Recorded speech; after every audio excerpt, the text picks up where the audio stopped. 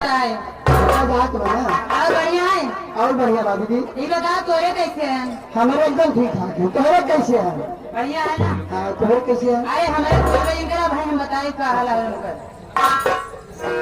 मैंने कहा दीदी नमस्ते।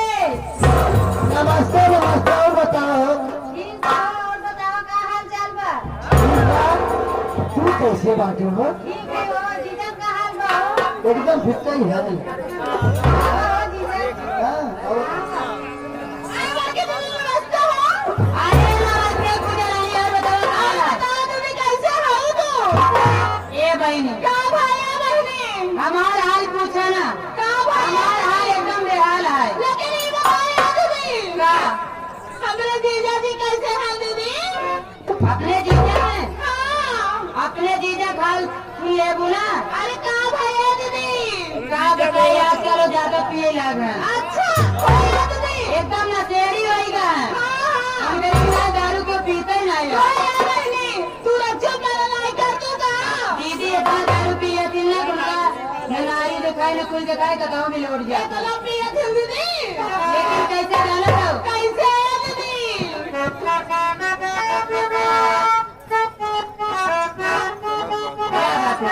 अरे सत्तरवाली मार के अरे कलेक्टर भैले रे दीदिया।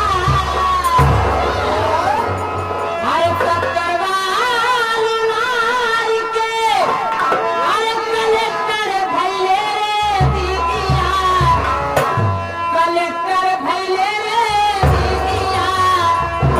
और लगते एक हलवाने पिया पर फैले रे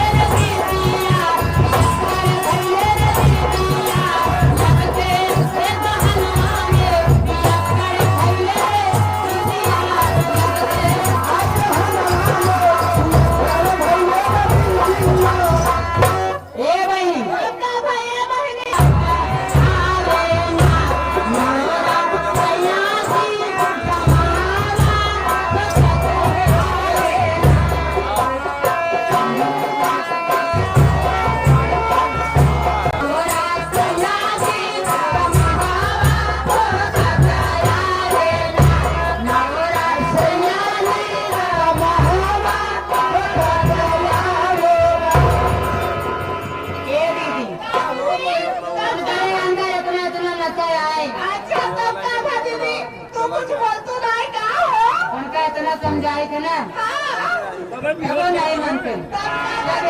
जब यहाँ दुनिया जाती ले काम और दिखे है। अरे गाना कराई के बल्ला मोरा यारिया।